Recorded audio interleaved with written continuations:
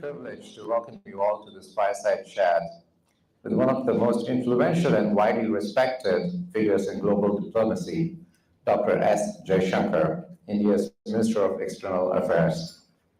Over the past few years, Dr. Jaishankar has emerged not just as India's top diplomat, but as a powerful voice on global stage, unapologetically asserting India's interests, reshaping traditional alignments, and articulating a confident vision of India's place in the world. We are absolutely thrilled to have him with us today for an open conversation on India's role in the world, the challenges ahead, and the lessons he has learned along the way. Dr. Jaishankar, thank you very much for joining us today. Well, thank you. It's a great pleasure, and it's wonderful to see so many people here, so many good friends.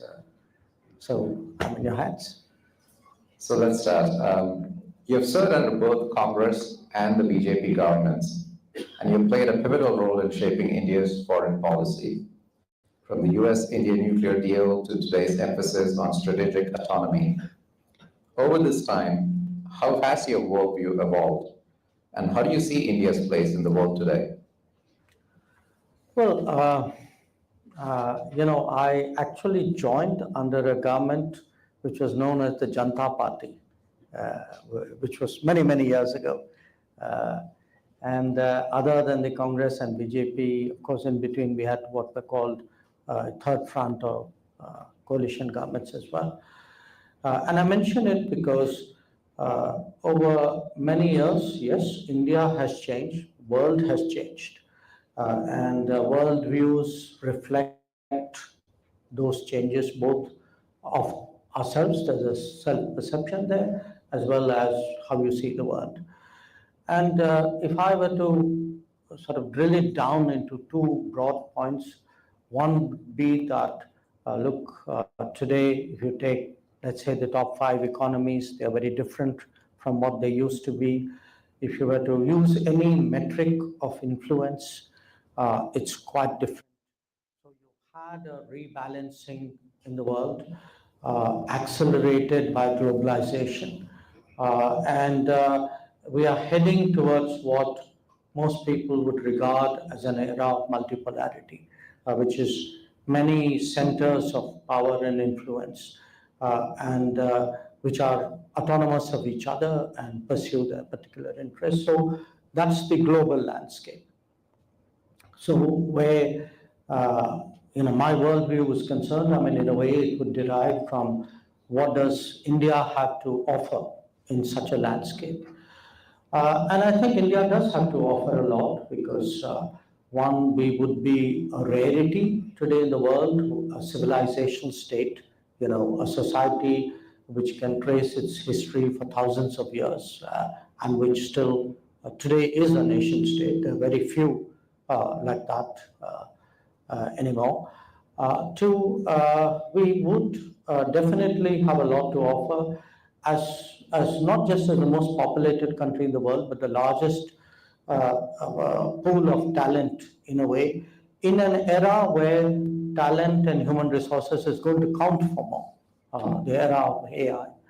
I think we would also have something special to contribute to the world as a democracy, but as a very diverse society, a society which has valued its diversity and nurtured its diversity. And finally, because we are able to play the role of a bridge.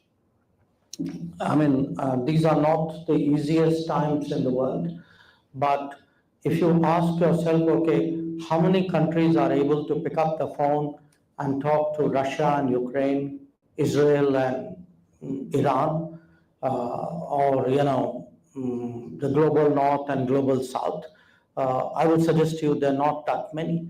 And the fact that we are, a political democracy, a market economy, a pluralistic society, sort of a voice of the global south, but we are not anti-West. We get along, we participate, we attend the G7 meetings. In fact, From here, I'm going on to Washington for a meeting of the Quad. And from there, I'm going on to a meeting of the BRICS. So I think that should tell you something. That's great. So let's move to a topic that a lot of people in this room care about, which is the US-India relationship. The relationship between US and India has seen real momentum in the recent years with some major highs, but also its fair share of friction, such as the recent trade and tariff situation to student visa concerns. Looking ahead, how do you see this partnership evolving over the next 2 years? And in your view, what's your vision for this partnership? I would say, again, I say this over multiple administrations, but particularly for the last 10 years, 11 years. If you look at the trend lines in India-US relations, I think the trend lines have been very positive. Just think back over the last 5 presidents of America: Clinton, George W. Bush, Obama, Trump, Biden, back to Trump. 5 very different presidents. And yet, at the end of every presidency, if you were to do a dipstick on India-US relations, you'll find it's better off than it was at the beginning of that presidency. And the trend line over the last 25 years has actually been very, very strong. Because I think there are structural factors that work for the relationship. That the economics, the technology, the human bridges, the education, the security, the energy, all these are today drivers of the relationship. Now, are there arguments, are there differences, are there episodes? Sure, it happens. It won't be for the first time. In fact, at every one of these presidencies, I can think of something which at that time was a friction point.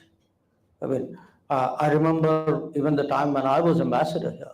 I literally came in a few days after we had a problem related to one of our diplomats in the city.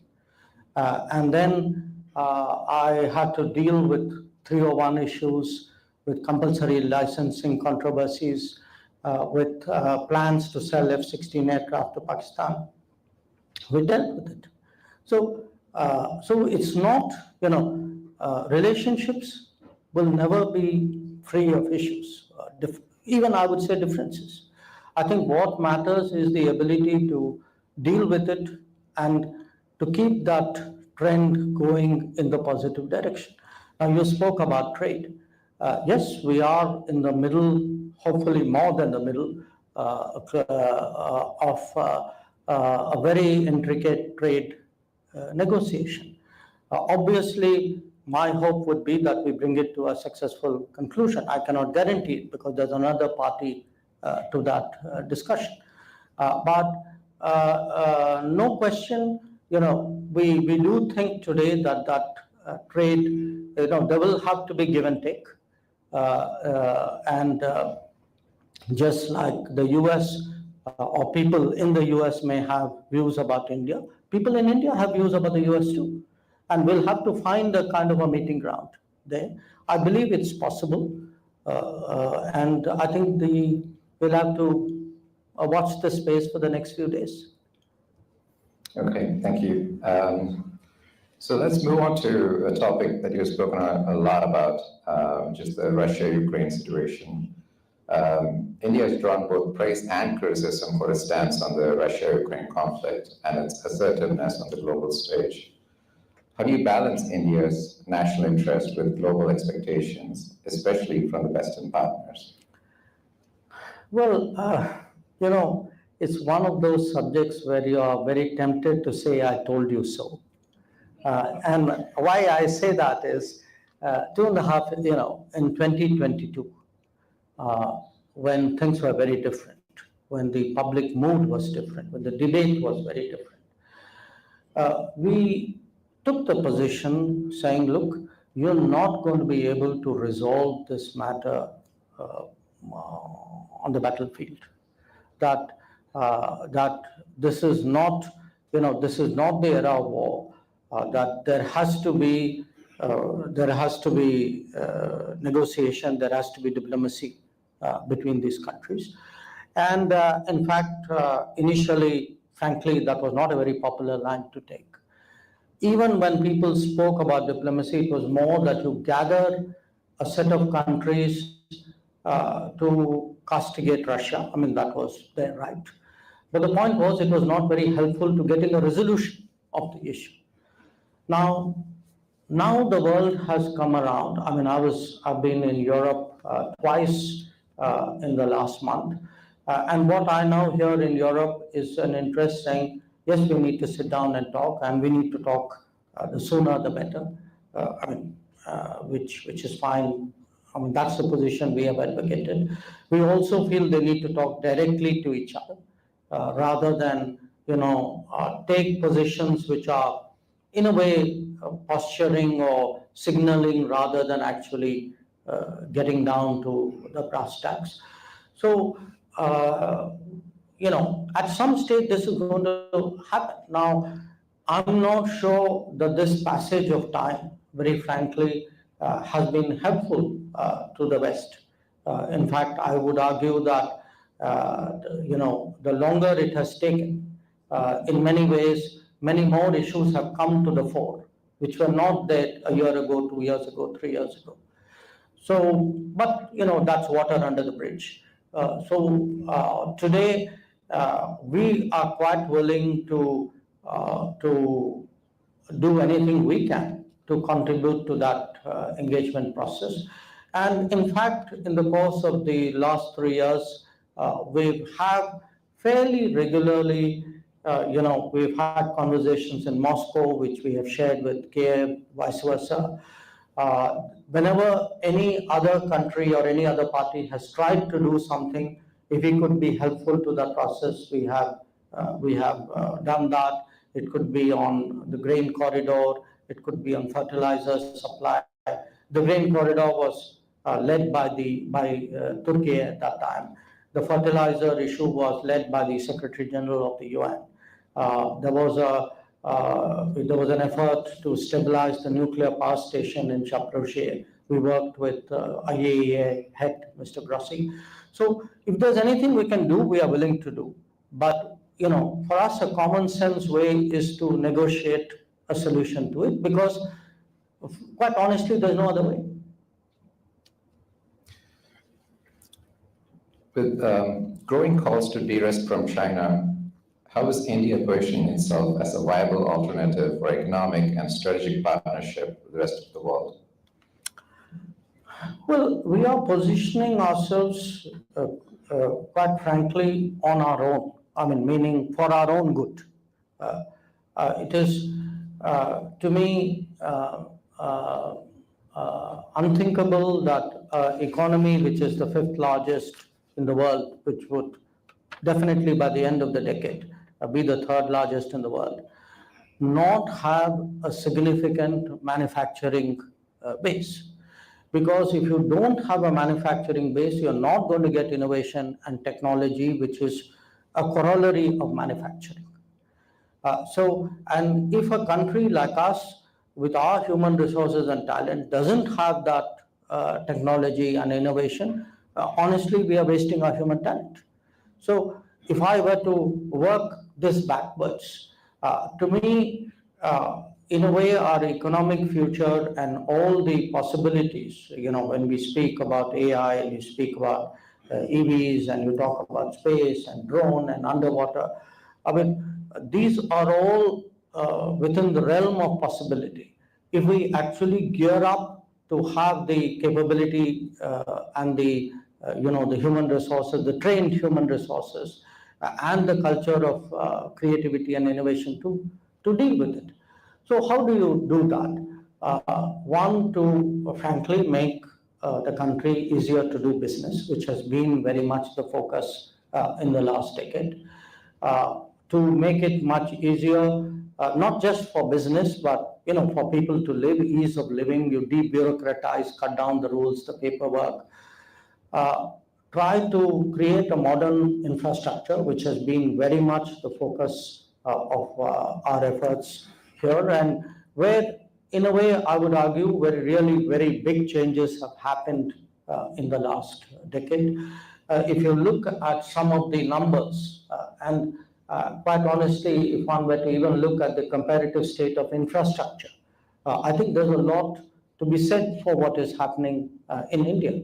I mean, in the last decade, we have built 75 new airports, which is about 7 airports a year. We are laying roughly about 10,000 kilometers of roads every year, about 4 to 5,000 kilometers of railways every year. If anybody, any of you who's been to India and traveled on a train, I mean, I think you would recognize the enormity of that transformation which is going on. If one even looks at education, at talent exploitation, I think again, roughly you've had 7,000, broadly speaking, new colleges and higher training institutions which have come up in the last decade. So there is a very deep sort of churning which is taking place in India, much stronger capacities. I mean, pretty much in any sector, if you look at the first 50, 60 years of what we did in India, and you look at the last decade, we managed to double. And there's a very broad sort of estimate that I'm giving you. So we need to do all of that, because until you do that, you cannot emerge as a credible destination for global business. And you cannot then become part of the global supply chain. I think today we have reached that point. You know, I see we have, if one looks at GCCs, really the explosion of GCCs in India today, and see the exports. I think GCCs today probably directly generate between 150, $170 billion of exports.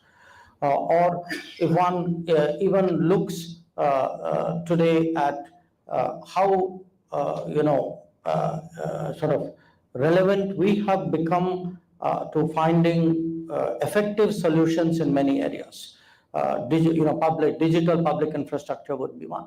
Space would be one, where we would be globally competitive. Vaccines would be one. Pharma would be one. So you are actually seeing this emergence of India as a serious economic alternative. I accept that there is a lot to be done. You know, I'm sharing this not to say, I mean, to me, this is a kind of a takeoff point which we have reached today. And we are very hopeful that there's much more that could be built on this foundation.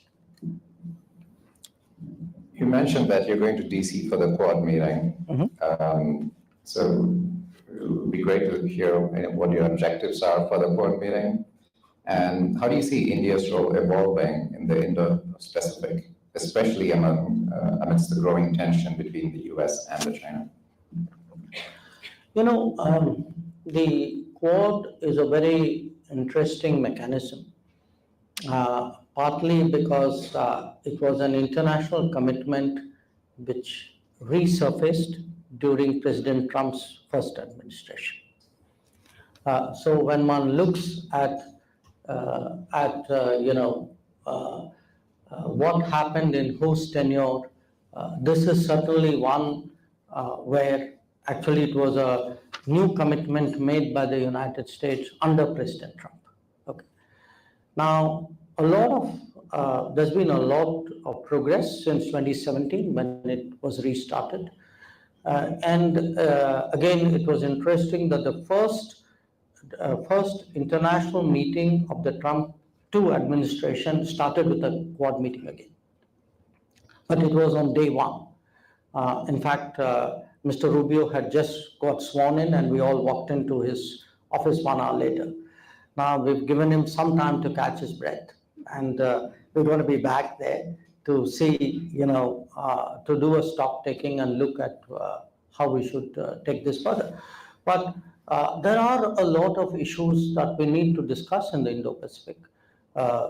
Issues about maritime safety, security, issues about connectivity, issues of technology, issues of pandemic preparedness, issues even of education. So you have four countries, in a way, four corners of the Indo-Pacific, who are actually who have decided that they have a shared interest in creating a stabler, more prosperous Indo-Pacific, and are willing to work in a very practical basis. And it's a kind of an equal arrangement. Everybody pays their fair share as you go along. That's very much today an acceptable way of working. So I think we'll get good results out of it. That's great. And what about any specific remarks within the Indo-Pacific and with relation to what role India can play with the tensions between US and China? Well, I'm not sure, there are certain realities of the landscape, okay? And one of them is that the relationship between US and China is not what it used to be. It has acquired a much sharper competitive edge. Frankly, where we are concerned, we look at these two countries and each one of them has made up its mind about how it views the other. Obviously, there'll be an element of tactics to it. There's a larger strategic view that they have of each other. We would look quite honestly to see in what way are our interests furthered in this landscape. I think in many ways you can see that we have very strong convergences with the United States. At the same time, we are China's largest neighbor. We share a land boundary. We want stable relations with China. They are a very large trade partner. Sort of steady the China relationship, create an equilibrium that is fair to us. At the same time, how do you work the convergences with the United States and get the most out of it? That's frankly the way we would approach it. So moving on, you've taken a strong stance on cross-border terrorism emanating from Pakistan. What is India's message to global powers and international institutions on this issue? And what diplomatic and strategic red lines remain with Pakistan? This morning I was at an exhibition on terrorism at the United Nations. This was something which our embassy, our mission to the UN had organized. And the reason we did that, we had a number of ambassadors from other countries who were there as well, is because we believe that terrorism is actually a threat to everybody. That no country should use it as an instrument to further its policies, because at the end of the day, it comes back to bite everyone. And if we take the view that, one terrorist act or one terrorist organization or one sponsor of terrorism is justified here, or, you give them a free pass or you underplay it, it can easily happen. In fact, it does happen in other situations. So there has to be, the message to the world has to be that there should be zero tolerance for terrorism, that there should be no circumstances, no excuse, no justification under which you would allow, support, finance, sponsor terrorist acts. Now, in our particular case, we've unfortunately had an experience of this. The experience has been very, very intense for the last 4 decades, but actually it started from the time of our independence. If you see, within a few months of our independence, terrorists were sent into Kashmir with this idea that they are proxies and they are tribal invaders. And then soon enough, the Pakistani army followed. So we have battled terrorism really intensively for the last 4 decades. And And we've had some horrific cases. I mean, everybody would remember the Mumbai attack, and where really a major global metropolis was, I mean, for a few days, really brought to a standstill with attacks on a scale which could not be contemplated, and which particularly targeted foreigners, especially of this country. And we've had an attack on our parliament, a parliament meeting in session with the intent of taking lawmakers and the people governing India hostage at that time. That it was foiled was a different matter. But do look at the dangerous intent and the risks inherent in an enterprise like this. We've had a string of these attacks, and we've now reached a point, and I think in many ways the Pahalgam terrorist attack on April 22nd, this sentiment in India that look, enough is enough. That we are, because the Pahalgam was meant, I mean, it was an act of economic warfare. It was meant to destroy tourism in Kashmir, which was the mainstay of the economy. It was also meant to provoke religious violence because people were asked to identify their faith before they were killed. So we decided that we cannot let terrorists function with impunity. The idea that they're on that side of the border and that therefore prevents retribution, I think is a proposition that needs to be challenged, and that is what we did. So now, bear in mind, these are not people, who operate in secret.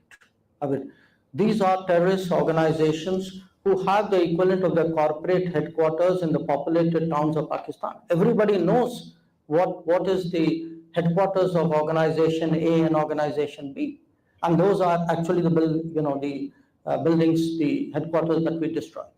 So we are very clear. There will be no impunity for terrorists. That we will not, we will not deal with them any longer as proxies and spare the government which supports and finances and in many ways motivates them. We will not allow nuclear blackmail to prevent us from responding, because we've also heard this for too long, that you are both nuclear countries, therefore the other guys will come and do horrible things, but you mustn't do anything because it gets the world worried. Now, we're not going to fall for that. If he is going to come and do things, we are going to go there and also, hit the people who did this. So, no yielding to nuclear blackmail, no impunity to terrorists, no more free pass that they are proxies. And we will do what we have to do to defend our people.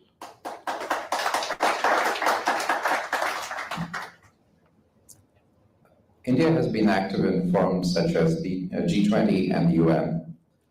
What reforms do you believe are necessary in global governance institutions to reflect the realities of the 21st century? It's interesting that you put G20 and UN together. And I'll tell you why it's interesting. Because before the G20 came, there was something called the G7. Okay, the G7 were primarily Western countries. If Japan, for this purpose, was a Western country.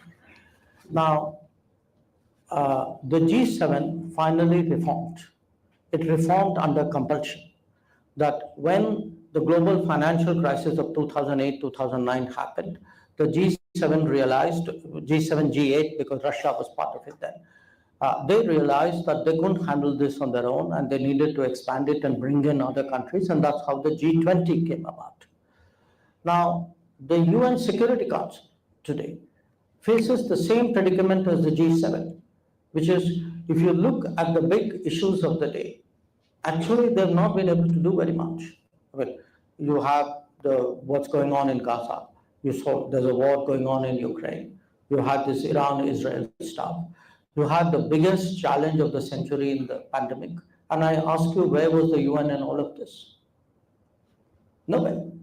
So if we are serious about keeping the UN relevant, which we believe in, it's not our case that the UN should be done away with. But the UN needs updating, UN needs refreshing. So if we are now heading for 80 years of the UN, I mean, it makes complete. When the UN was founded, there were 50 members. Today, there are almost 200. So think of it in any domain. I mean, if there's a quadrupling, if your shareholders have quadrupled, if your numbers of students have grown 4 times, if your employees have grown 4 times, how can you continue working the same way? It doesn't make any sense. But the G20 shows that it can be done. And we hope at some stage the UN, because I can tell you the majority of members want change. That the problem is a few who are blocking it, using arcane procedures and, wanting, I think they're not even serving their own interest well, because what they are doing is they think they're protecting their interest, but they're harming the institution. So overall, actually, their investment is getting less value there. Thank you for that. So last question from me before we open up to the audience. So it's a fireside chat, so a more personal question. From being a diplomat to administrator, your transition into public life has been quite remarkable. What have been your biggest learnings, and what advice would you offer to the next generation shaping the future? Well, my biggest learning is the next generation has a lot of advice to give me.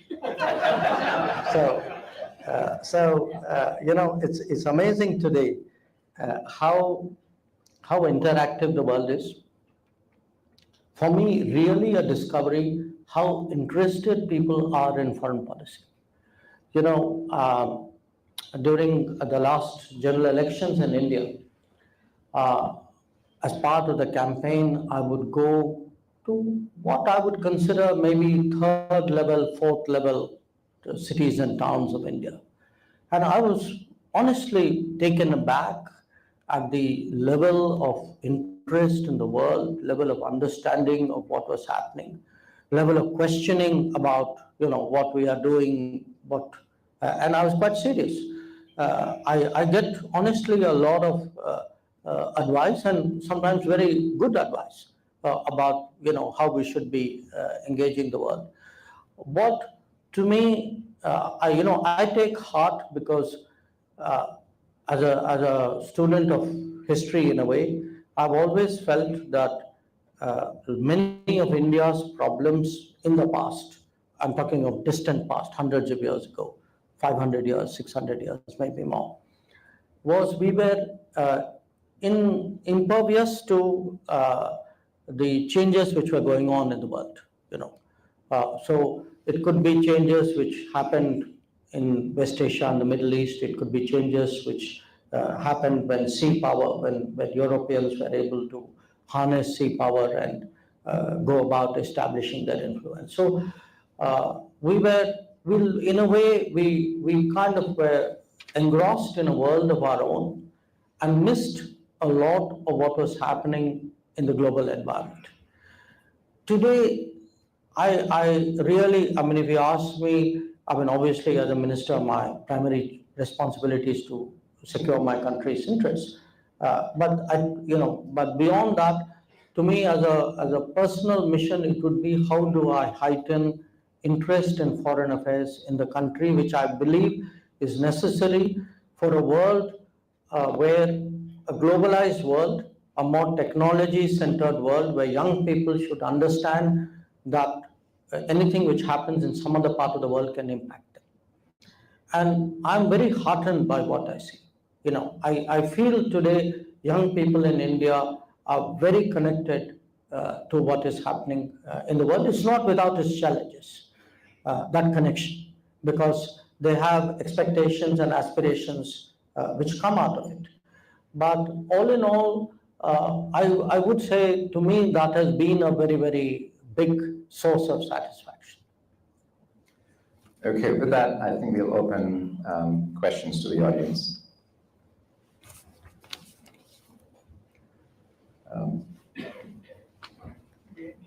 Good afternoon. Thank you for having us. My name is Amit Kumar. I work for a company called Wipro. I'm part of the leadership team. Also, stipendium 97 batch chemistry, so similar course.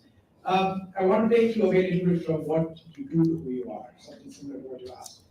How have you transformed yourself and your leadership style from your role as a foreign services officer, foreign secretary to minister, now shaping the agenda of foreign affairs? Second part of it is how do you learn? How do you prepare yourself for meeting? What do you do? You go after one meeting to the other. What keeps you? How do you prepare for those? Look, in a way, you make transitions. Often the transitions make you. Okay. If you are in a position, in my case, let us say I was ambassador here. I went back to Delhi as foreign secretary.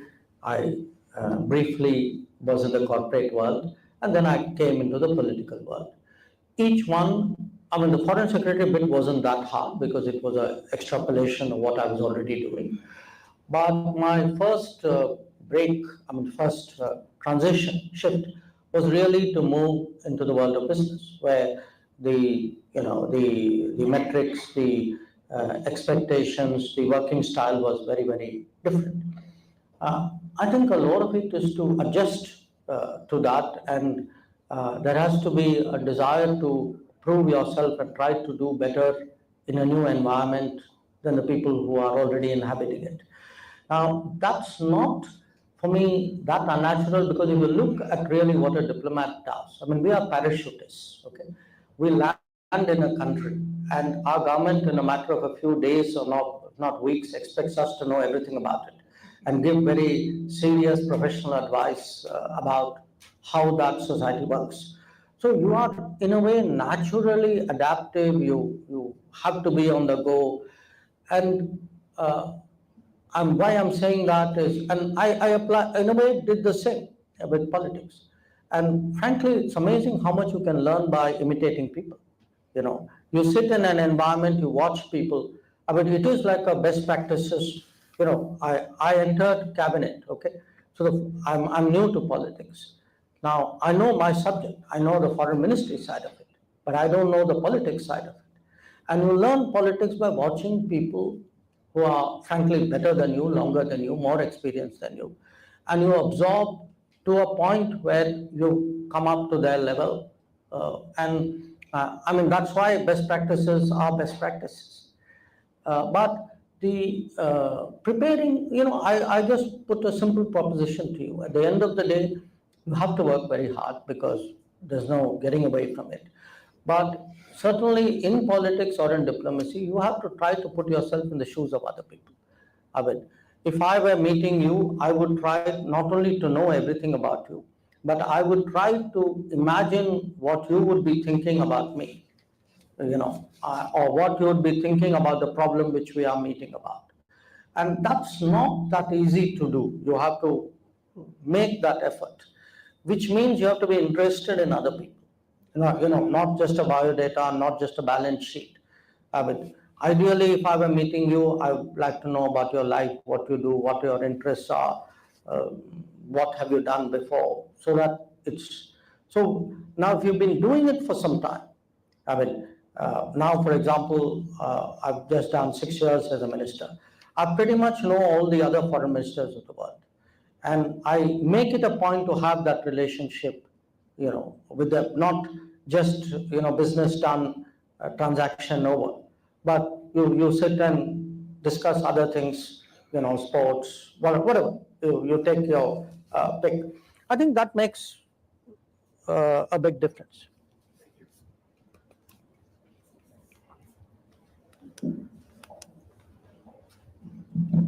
Pranam Jaishankar ji and Bharat Mata ki Jai. So one question in the India 2047 journey is really about 35 trillion to 50 trillion. And within that journey is the building blocks of FTA. So where do you see the progress of the FTA between India and US? Thank you.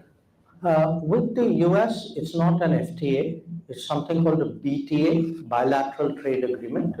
There's a reason why if it's an FTA, it's got to go to the US Congress. If it's a BTA, it doesn't go to the Congress. It has the boundaries are a little tighter there. I think, as I told Dave, we are discussing it. There's been very, very intense discussions over the last few months. I can't vouch for which country has had how many rounds, but I suspect we would be among the countries which has done the most. There is, even as I speak, our delegation is in Washington, D.C. They've been there for the last few days. So our expectation or hope certainly is that we will bring it to common ground. But like any, and these are complicated negotiations. I mean, you are really looking at thousands of lines and doing very intricate trade-offs, both based on what are actually the market values of those lines and what could be the expected market values of those lines. So these are not simple back of the envelope calculations, far from it. So that exercise is going on. If they can get, I think, a fair balance, you will get an outcome. Obviously, diplomacy is an optimistic profession, so I hope that we would reach there. But things being what they are, it's not done till it's done. Thank you.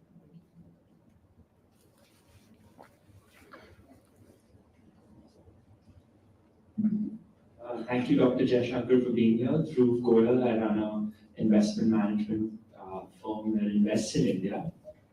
In a recent readout between a conversation between President Trump and Honorable Prime Minister Modi ji, it was said that we never allow foreign countries or any third party to mediate a dispute that's happened between India and Pakistan in the most recent border conflict. But we continue to see President Trump, go on and on about using trade as a means of resolving this conflict. Has that in any way affected the trade negotiations and delayed its conclusion? No, I don't think so. I think the trade people are doing what the trade people should be doing, which is negotiate with numbers and lines and products and do their trade-offs. I think they're very professional and very, very focused about it. In terms of what has been our position, yes, I mean, we have for many years, it's not a position just of this government in Delhi. I mean, it's been a national consensus that our dealings with Pakistan are bilateral.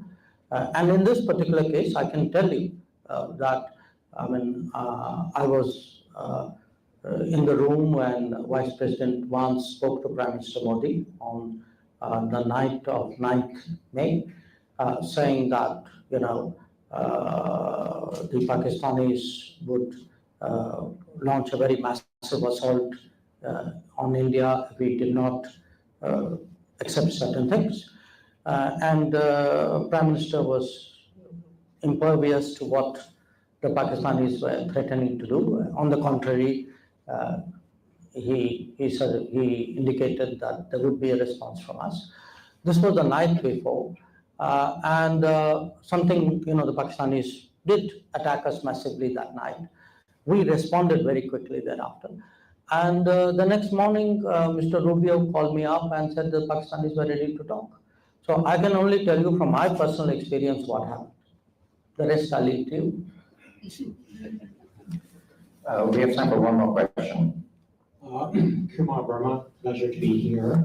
If I can be presumptuous and ask two questions, that would be great. Right over here. Okay.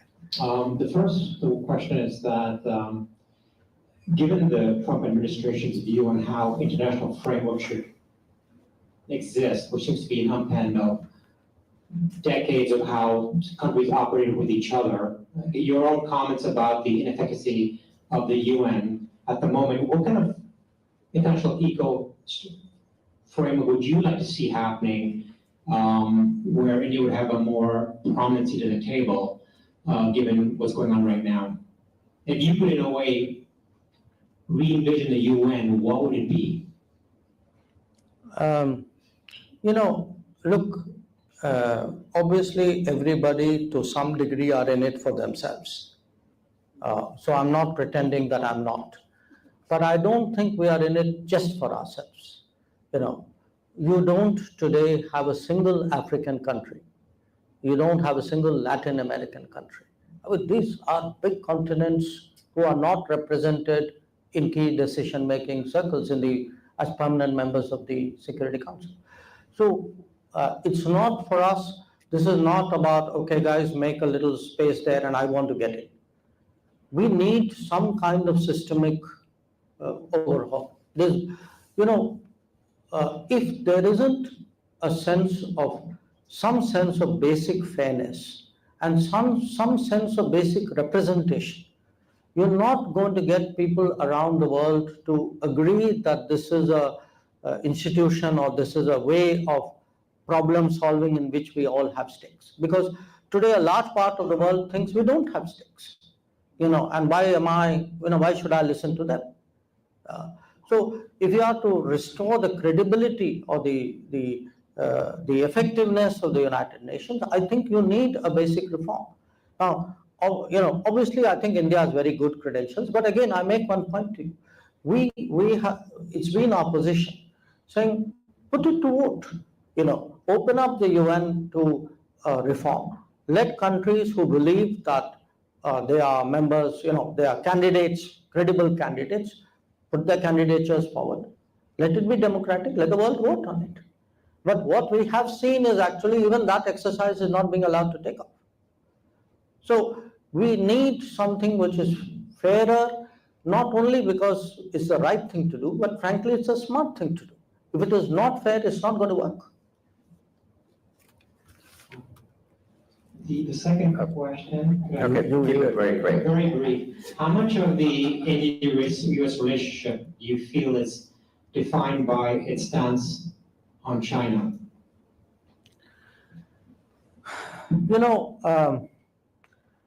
It's a interconnected world. So everything is a factor. I'm not saying that it's not, but just look back at history. You had Clinton moving on improving ties with India. Okay. The same Clinton who pushed for permanent MFN for China, and between Clinton and Bush, you had the entry into WTO. Okay. So if you look at the